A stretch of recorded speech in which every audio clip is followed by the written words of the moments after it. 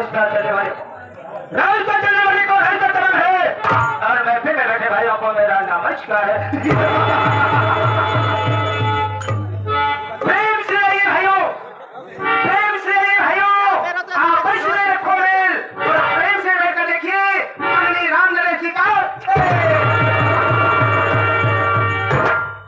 हरे ब्रह्मा, हरे ब्रह्मा, हरे हरिशो, हरि शंकर कहे हैं, हरि त्रिलोकी के स्वामी जो घट घट में समाये। सत्यो मैं कौन हूँ, कहे कहने वाला हूँ, मेरा नाम तो भगवत कर क्या है, बाद में बातें सारी बताऊंगा। सबसे पहले मैं अपनी हवेली पर जाता हूँ, कहता हूँ कि हमारी हवेली पर कौन सा सारा ऐसा नौकर है जो ड्यूटी करके पैसा लेता है, और कौन सा सारा ऐसा नौकर है जो बगैर ड्यूटी के तनख्वाह को मांगता है। चलकर देखता हूँ।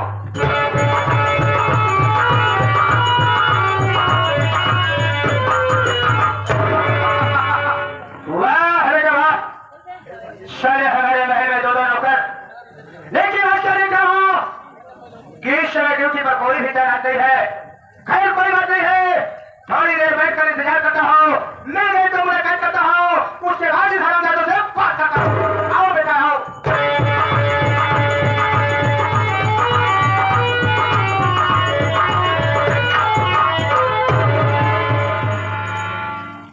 भैया ड्यूटी पहुंचे में हम बड़ा लेट हो गया है, ड्यूटी पहुंचे में हम बड़ा लेट हो गया है। पता नहीं कहूँ अगर ठाकुर साहब आए जब उन्हें हवेली पे, अगर उनके खियाचे भी ड्यूटी पहुंचे में लेट हो तो उसका सजा जरूर देती। चलिए देखिए बाबू साहब अगर आए जब वहीं तो उनसे कुछ न कुछ बहाना बताओगे कर ना पे लाइट में बजेगी। चल पहले बाबू साहब से मुलाकात करिए।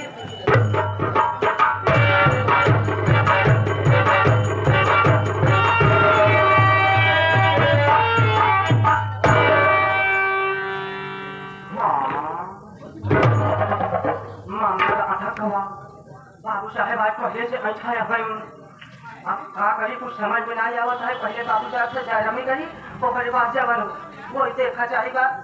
या मालिक या परमात्मा आप तेरा ही सहारा है मालिक। करता हूँ पहले बाबू साहब से मुलाकात करता हूँ। बाबू साहब का जैनो विष्णा चीज मिला मेरे छोटू कपड़ा छुटकार हो बाबू साहब।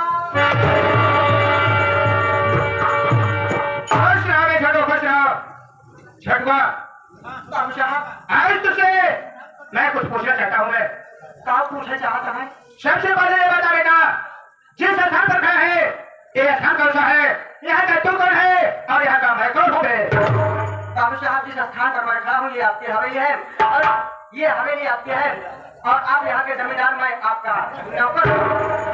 बेटा छोटू तो ये बता, यहाँ पर सबसे पहले उपस्थिति मेरी होनी चाहिए या हमारी होनी चाहिए? सबसे पहले उपस्थिति हमारी हो चाहिए। तो लेट कैसे हुआ है, लेट क्यों हुआ?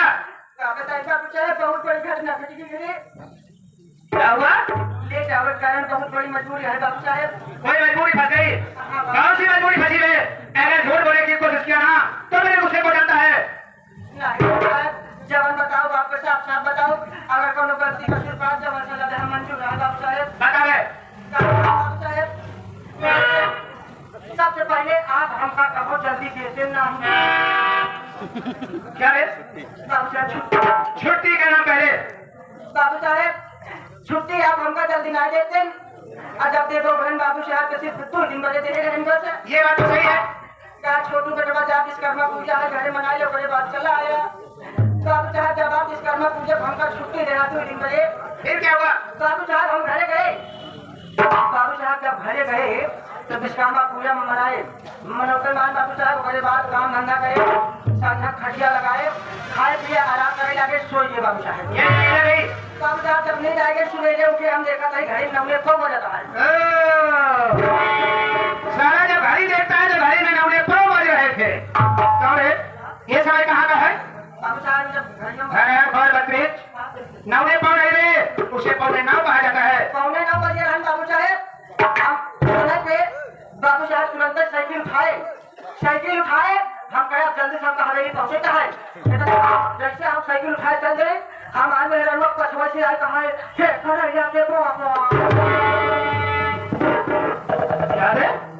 जिस समय तो साइकिल लेकर ड्यूटियां लेके लिए तैयार हुआ तेरी बीवी साले तेरे पीछे से आई और कहने लगी करेला के बुआ नहीं रे, करेला के पापा। हमारे नजर कहा करेला के पापा, हम कहे आखिर बात आ जाए भिंडी की मम्मी। भिंडी का मम्मी, लंबी नहीं बोल कहा। अरे भिंडी की मम्मी, भिंडी की मम्मी फिर क्या हो रहे? बच्चा हम कहे आखिर बात क्या है, जब तू आज इतना प्यारा से बोले किया बहुत प्यारा से बोले थे। यहाँ से चरी वाला लट्ठा खत्म हो गया। अरे सारे जो सच बोलना नहीं आता उसे क्यों बतावे? अरे वो बहुत प्यार से बोल रही थी। क्या कर रही थी? एक करेला के पापा देखा, ड्यूटी काम धंधा हमेशा लगे रहे, ड्यूटी काम धंधा हमेशा लगे रहे।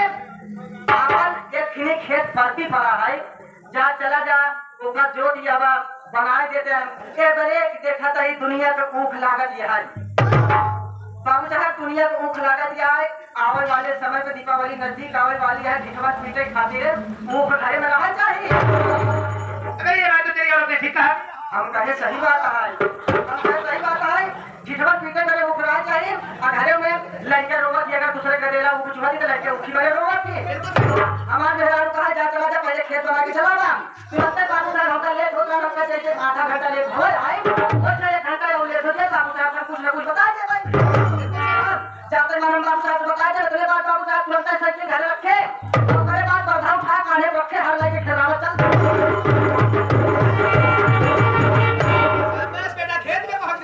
बरधा कान्हे रखे, हर ले चल दी बाबू साहब। फिर क्या हुआ बे? हमारे लेके बाबू साहब हर बाधा के टाइम नाच दी। बाबू साहब जब नाच दी एक बार करे, 2 बार करे, तीसरे बार में माटी एकदम भर भर हो गया। खेत तैयार हो गया बाबू साहेब। जब खेत तैयार हो गया बाबू साहेब, हम तुरंत यार बदल लिया है घरे 5 दिन बाद था। अपने बाद बाबू साहब रह गए, हम उखी भी लिया बड़े उखी भी लिया बड़े रह गए हम बाबू साहब। लेकिन एक हमारा करेला है छाला पोखरी वाला। अरे तू बता बे। बाबू साहब करेला इतना नीच है, ओका अगर हमका ख्याल आवा तुरंत गाड़ी में पावा था। बाबू साहब इतना खराब लड़के हमारा हो गया, हम सोची हमारा के कम बहुत बाबू साहब करे बाद इतना हरामी लेके आया, इतना हरामी लेके हो जाए कितना बताई बाबू साहब।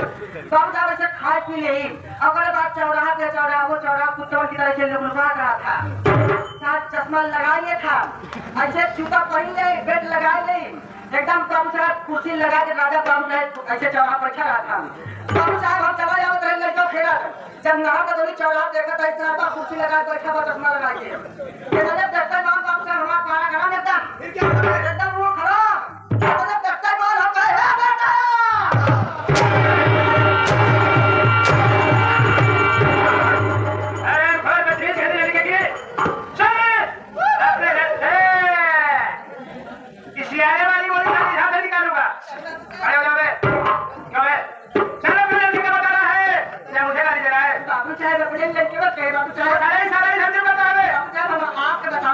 हमारे लड़के अच्छे रहन। फिर क्या बाबू साहब क्या बताए, जब अपने लड़के को देख मुंह गरम हो गया, देखा था साहब हमका जब बुलाया तुरंत कुर्सी छोड़ के खड़ा हो गया, हमारे लगे नहीं आए तो मैं बहुत बड़ा करम था हम आया बहुत की तरह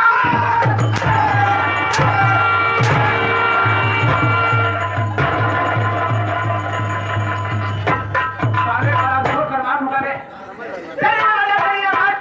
शायद मेरे हवेली में नौकरी करने के बाद मुझे घर चला है। बाबू साहब हमारे कमर औकात की हम धोखा गाड़ी देंगे घोषणी के अधिकारी भी दे रहा है। बाबू साहब हमारे कमर औकात, बाबू साहब हम धोखा गाड़ी देंगे घोषणी के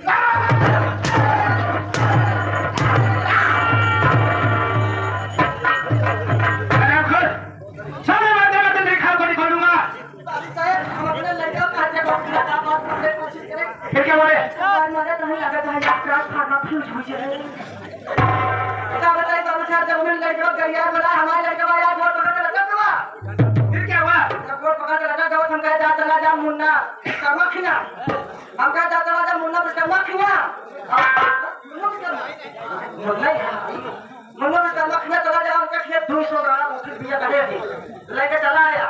अब वो खाना यार देखा देखा जाने तो हरी मत क्या था लड़कियों कहे लड़कियों हमारा पूरा तैयार हो गया। फिर आया घरे साइकिल जैसे उठाए हमारे मेहरारू कहा सुना हो, देखा इतना दिन बाद भूख लागने वाली है। बाबू साहब अपने तुम्हारे कभी नहीं आने हैं। हमारे घर को कहा जा चला जा, बाबू साहब को बुला लिया। पहली बार अपने किया भूख लागे, बाबू साहब आई, हम और मानो दर्शन के लिए बैठ क्या बात दर्शन के लिए बाबू साहब के। लेकिन बेटा हाँ बाबू साहब, गन्ने की खेती तो कर रहा है। बाबू साहब हमारे बतिया सुना, हमारे ड्राइवर के बदला कहा है बाबू साहब आई, उनके सेवा कौन कमी नहीं करवाई। अब कहा है बाबू साहब, आप जैसे हमें तुम्हारे पहुंचेंगी ना तो हर सेवा में एकदम हमारा पूरा परिवार की ये बात मानता हो। जैसे पहुंचा वैसे हमारा लेके तो हम पेड़ का शरबत पिएंगे। तब हम आ ही पाओ। अश्वत्था मत कम है, शायद से देर कहा जाता है। पेड़ के शरबत पिएंगे बाबू साहब। अच्छा बाबू साहब, आप खाते हमारे मेहरबा धोखा बड़े बाबू साहब देखता ही मान अपने पानी लोटा मुंह ले खड़ी रही ना तब इच्छा ही भरे भगवान तो बात बनाएंगे या भाव के पानी ज्यादा छूट जाए। बाबू साहब क्यों भाई भाव के कितना पानी आता है? अरे बाबू साहब वो अरे साले भाव के में गुड़ लोटे में पानी। और बाबू साहब आप खाते भोजन में स्पेशल भोजन वो कौन? जैसे हमारे मुन्नू के बनवाए हैं, कमचौली हो गया, अच्छा अच्छा रिश्तेदार हो गया, बिल्कुल सही। पिलाव हो गया। की कौन खाना है बे? की कौन खाना है? बाबू साहब अरे लंबा लंबा ऐसे सड़क नहीं उच्चर उच्चर होता वो पिलावट देखो उसे पुलाव कहते हैं। पुलाव बाबू अरे साहब साले कमचौड़ी नहीं हाँ। उसे कचौड़ी कहा करते हैं। नहीं नहीं बाबू साहब हाँ। अब एक सब्जी स्पेशल वो कौन है? कटहरे मुसले सब्जी बनवाई। कल अभी तक कढ़ाई के गोलों की सब्जी देखा हो, लेकिन मुझे की सब्जी कब से बनने लगी? बाबू साहब हमारे दुनिया बना थी, अगर एक बार खा लिया बार होगा एक दाई हजम कर दो मेरे बाद तबीयत ये बात है। बाबू साहब बढ़िया बढ़िया सब्जी बनवा देंगे, खाना पीना खा जाओ, मेरे बाद बाबू साहब धोखा ले आओ 1 लीटर धोखा हम लीटर पियाओ। 1 लीटर क्या पिलाएगा बे? बाबू साहब वो जो ठंडवा होता वो का बोला कि क्या बोला? हाँ क्या बोला? ठंडवा बाबू साहब वही का पियो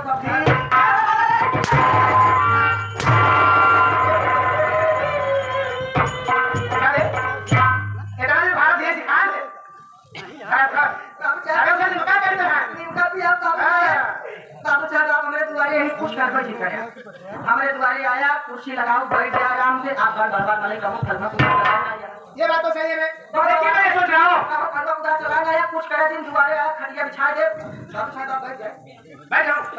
ठीक है बैठ जाओ। बच्चों तो नहीं रास्ता खाली कैसा साहब साहब आप हमारे द्वारे आया, कुछ करता नहीं करा, तनिक मेहरबानी कर दे बात। ऐसी कौन सी मेहरबानी है? तुम्हारे मुंह के बात है बाबू साहब, अगर तुम्हें दिल में आ जाए तो हमारे द्वारे आया, सेवा सत्कार करो, कोई खेते में होकर डाला के हाथ।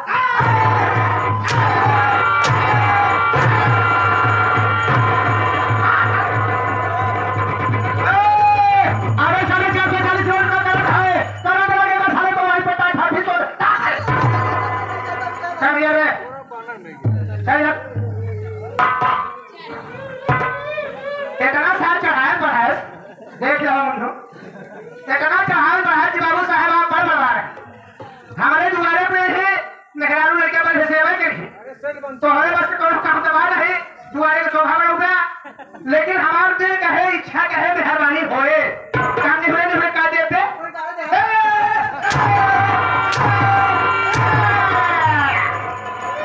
ताकि तुम्हारा इच्छा हो जाए ना मेरे सब का हो गया। बाबू साहब आप समझे कोशिश अबे उसे गाड़ा कहते हैं, गन्ने का गाड़ा होता है जो खेत में बोया जाता है। अरे तो साले ऐसे कहा जाता है।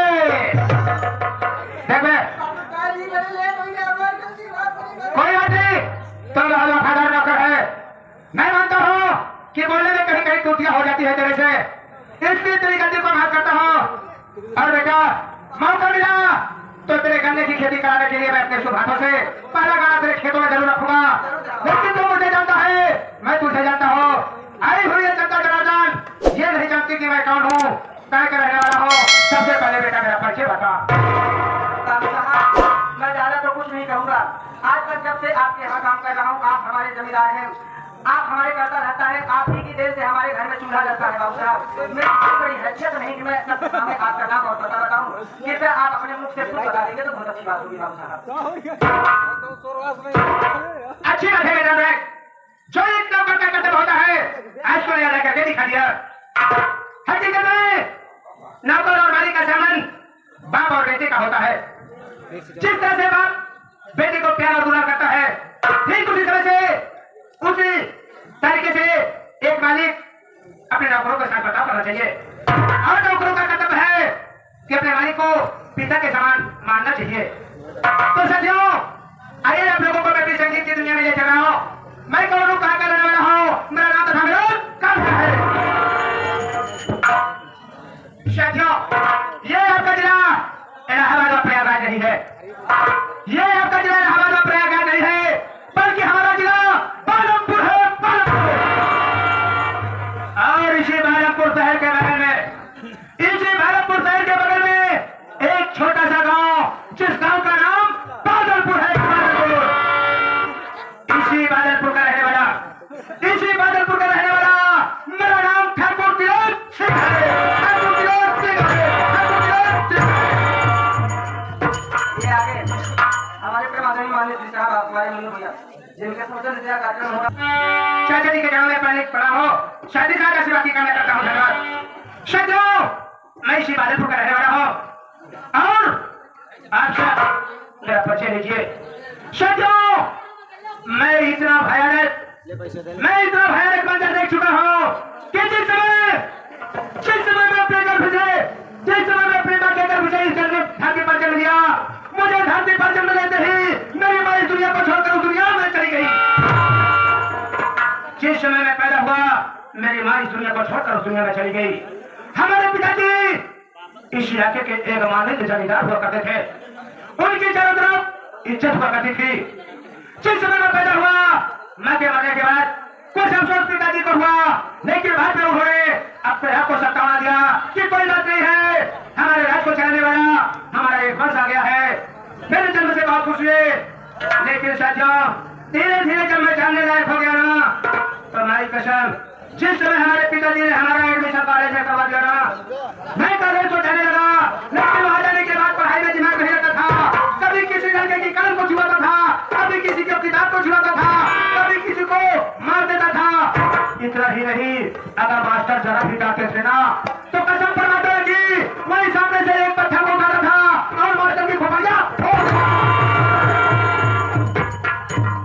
हमारे आतंक से, हमारी शिकायत से हमारे पिताजी बहुत परेशान हो गए। उन्होंने कहा, बेटा काली, बेटो तिलक सिंह, अगर इसी तरह से तू बदतमीजी करता रहा तो तू शिक्षा ग्रहण नहीं कर पाएगा, इसलिए कि तू जिस कॉलेज में जाता है, उपद्रव करता है, बच्चों को मारता है, कापी और किताबें छुपाता है, मास्टर साहब यदि गुरुजी जब मना करते हैं तो तू उनका सर फोड़ देता है, इसलिए बेटा मैं तुझे यहाँ नहीं रखूंगा। पिताजी ने हमें पढ़ने के लिए विदेश भेज दिया। साथियों, जब मैं विदेश चला गया, विदेश पढ़ाई के नाम पर तो विदेश गया, लेकिन वहां पर मुझे कुछ ऐसे साथी मिल गए जिन साथियों के साथ मिलकर मैं उल्टा सीधा धंधा शुरू कर दिया। साथियों, वहां पर मैं देर बेकार का काम करना शुरू कर दिया। वहां पर ऐसे ऐसे साथी मिल गए, मैं अपने हिंदुस्तान की लड़कियों को पहला फुसलाकर वहां ले जाता था और वहां उन गिरोह के हाथ बेचकर उनसे देह व्यापार कराने लगा। जब ये शिकायत हमारे पिताजी को मिली कि तुम्हारा बेटा तिलक आज बहुत बड़ा धंधा कर रहा है, वो विदेशों में लड़कियों की सप्लाई करता है, हमारे पिताजी ने हमें वहां से बुला लिया। जब मैं घर पर आया तो मुझे प्यार से समझाने लगे कि बेटा तिलक, जिस रास्ते पे तू जा रहा है ना, ये रास्ता बेटा ठीक नहीं है, एक दिन इस रास्ते से तू बर्बाद हो जाएगा और सीधा उनके घाट जाएगा। मैंने कहा, पिताजी आखिर मेरी गलती क्या है? उन्होंने कहा, बेटा तू जो कर रहा है सब मुझे शिकायत हो चुकी है, मुझे मालूमात हो चुका है, अगर तू ये सब धंधा नहीं बंद करेगा तो मैं तुझे अपने पूरे जमीन जायदाद से बेदखल कर दूंगा। पिताजी की इतनी बात सुनते ही हमारा सारा दिमाग खोल उठा। मैंने कहा, पिताजी आप मेरे ऊपर झूठा आरोप लगा रहे हैं, ठीक है, अगर आप मुझे जमीन जायदाद नहीं देना चाहते हैं तो मैं आज के बाद आपके घर पर कभी नहीं आऊंगा, मैं वहीं पर जाऊंगा, वहीं पर रहूंगा, वहीं पर अपना आशियाना बनाऊंगा। लेकिन छुटवा, दिमाग में सारा दूसरी बात चल रही थी। दिमाग में बात यह बोल रही थी कि मैं इस बालापुर शहर कॉलेज में जब पढ़ता था ना, उसी कॉलेज में एक लड़की पढ़ा करती थी मैं, जिसका नाम मोना था। मोना और मैं आपस में बहुत बेहद प्यार किया करते थे। बाद में मोना को मैंने समझाया बुझाया, अपने देह व्यापार में लगा दिया। मैंने उससे कहा कि मोना, लड़का मैं देखता हूं, शादी तुझे करनी है, उसके बाद रास्ता तुझे मैं बताऊंगा। मैंने अपनी प्रेम का मोना की शादी इसी बालापुर शहर में एक सेठ के यहाँ करा दिया। मैं उस सेठ के यहाँ गया जिसकी बीवी से 2 बच्चे थे। पहली बीवी का स्वर्गवास हो गया, छोटे छोटे 2 बच्चे, बच्चों की परवरिश करने के लिए उसने हमारी मोना से शादी कर लिया। लेकिन मैंने मोना को समझा दिया है कि मोना, एक दिन उसकी सारी जमीन जायदाद तेरे और मेरे नाम होने चाहिए और इसे पूरे परिवार को विनाश कर देना है। कुछ दिनों बाद उसका पति तो स्वर्गवासी हो गया, लेकिन उसके 2 बच्चे हैं। बड़े लड़के का नाम राजकुमार, छोटे लड़के का नाम श्याम कुमार। बड़े लड़के राजकुमार की शादी हो चुकी है, जिसकी एक बीवी आई है जिसका नाम ममता है। ममता की गोद में जुड़वा बच्चे हैं। ममता की गोद में जुड़वा बच्चे हैं। मैं और मोना आपस में हाथ में फोन पर बात किया करता हो। जब कोई जरूरत पड़ती है तो मोना खुद मेरे पास आती है, मैं मोना के घर कभी नहीं जाता हूँ। लेकिन इतना सब करने के बाद मैं सोचने लगा कि अगर मेरे पिताजी इसी तरीके से खफा रहेंगे तो मेरे हाथों से ये सारी प्रॉपर्टी निकल जाएगी। मैंने एक दिन रात में चुपके चुपके अपनी हवेली में घुसा है, चुपके से अपनी हवेली में घुसा और अपने पिताजी के गले में फांसी का फंदा मार दिया। पिताजी के गले में फांसी का फंदा लगाकर उसी हवेली में मार दिया। मारने के बाद मैं वहां से चुपके से निकलकर विदेश भाग गया। मैं वहां पर एक हफ्ते के बाद मेरे पास टेलीग्राम गया कि बाबू देख, तुम्हारे पिताजी इस दुनिया में नहीं रहे। मैं वहां से मायूस होकर अपने घर पर आया, मूड मूड कर रोया धोया। उसके बाद यहाँ की सारी विरासत मैं देखा हूँ। आज मुझे मेरे मोना की बहुत याद आ रही है। चल मेरे साथ आज शिकार खेलेंगे। शिकार खेलने के बाद मोना से मिलने के लिए चलेंगे। चलिए बाबू साहब, आइए हम लोग चलते हैं। कैसे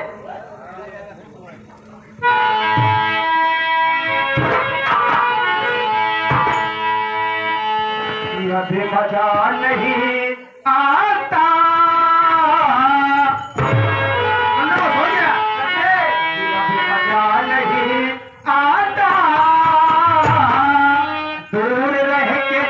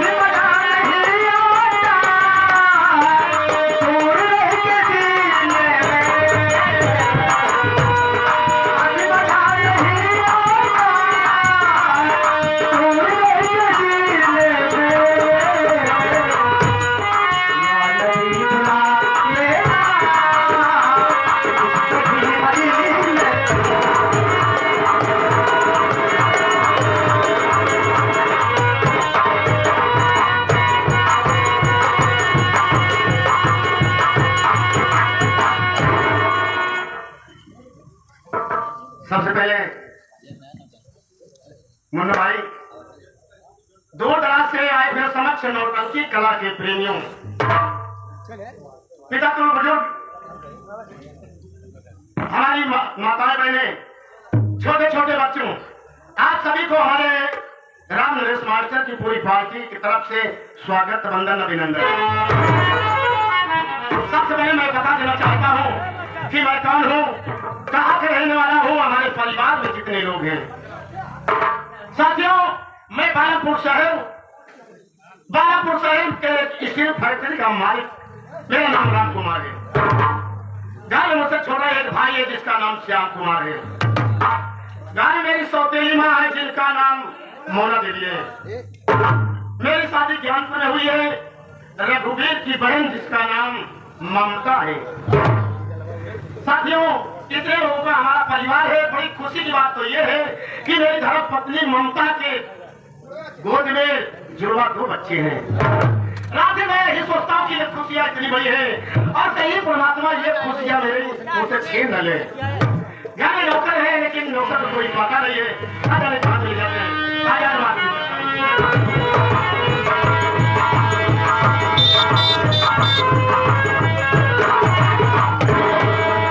भैया लो सकते। और क्या पूछोगे? यह पूछा कहीं तो से हम भैया जो मिलने के बाद होगा कहा थी उसे नमस्ते कहते हैं। नमस्ते नमस्ते। और बताओ भैया अच्छा बच्चा वहाँ यार अब तो ये थी है। ये बताओ भैया तो होने घर के समाचार का हाँ ऐसा पूछो यार, घर का समाचार बहुत बढ़िया है। बढ़िया भैया एक बात ये तुम बताओ कि तुम कहाँ रहते हो? भैया हो आज आ जाता कि आप ड्यूटी में रहा था। आपका खेती बाड़ी से फुर्सत ही नहीं मिला भैया। जब कहो बता भाई कि आज भैया ये तो बहुत खुशी हो रही है। चलो ठीक है, घर का भी ख्याल रखना। हाँ भैया ठीक है। और सब बढ़िया है ना? सब ठीक है। हाँ लेकिन मेरी ममता कहाँ है? भैया सब कोई पूरे परिवार अपने घर पे है भैया। चलो ठीक है, ममता का इंतजार करता हूँ। लेकिन भैया हो भाभी का इंतजार करने से पहले उनका इंतजार करने से पहले ये आए हुए बंधुओं को अपने मुखार देने से भैया जब भैया दोनों जने बकरिया चरावत रहे बगिया में तो पता नहीं कहाँ अपने मन में गुनगुनात रहे आपका बड़ा अच्छा लाग रहा है। तो भाई के परिवार को इंतजार करने से पहले थोड़ा कुछ भाइयों को सुना दो, हमको भी सुना दो ताकि उसी व्यवस्था रहे। इतने में अपने परिवार का भी इंतजार कर लेंगे भैया। चलिए तुम्हारी इच्छा है तो आइए। हाँ भैया थोड़ा सा जाए।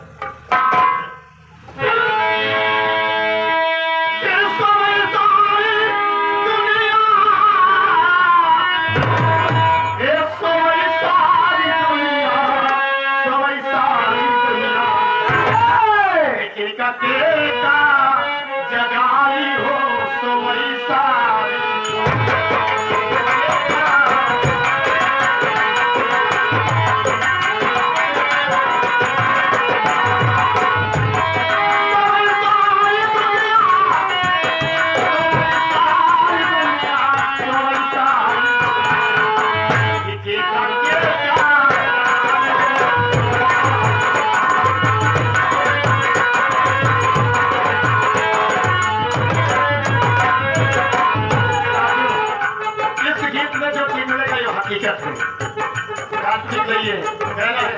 गैया का माता कहे सुधामा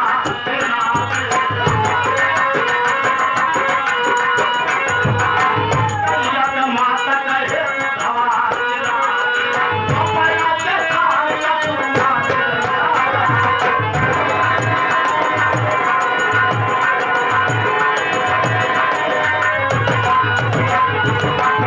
अब तो ट्रैक्टर का जमाना है, बैल नहीं रख रहे, नहीं तो बैल से खेत जोत कर कमाई करते, लेकिन अगर बैठ जाए तो जरूर होगा डंडा लाते समाज चाल के लिए। और गाय जोते तो ये होगा माता का, वो माता ये कहना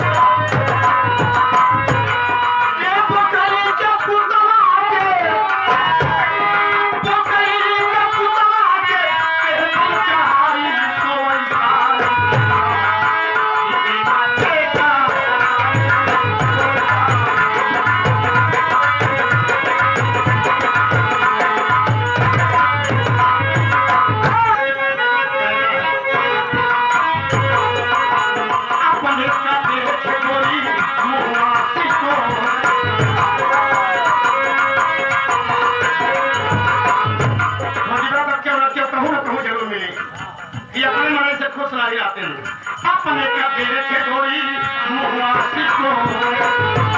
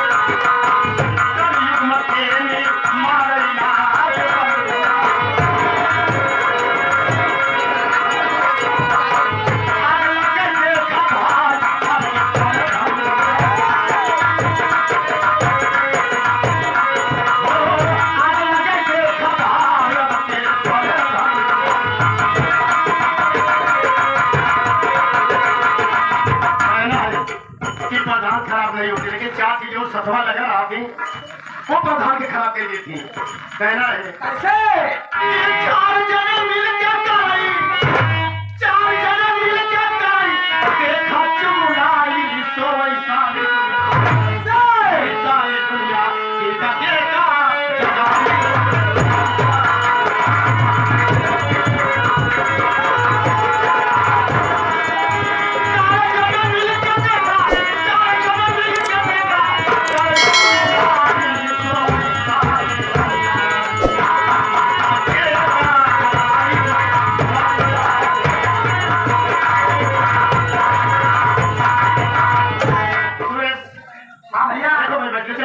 ठीक है भैया ममता इससे कुछ बातचीत करना है ठीक है भैया वैसे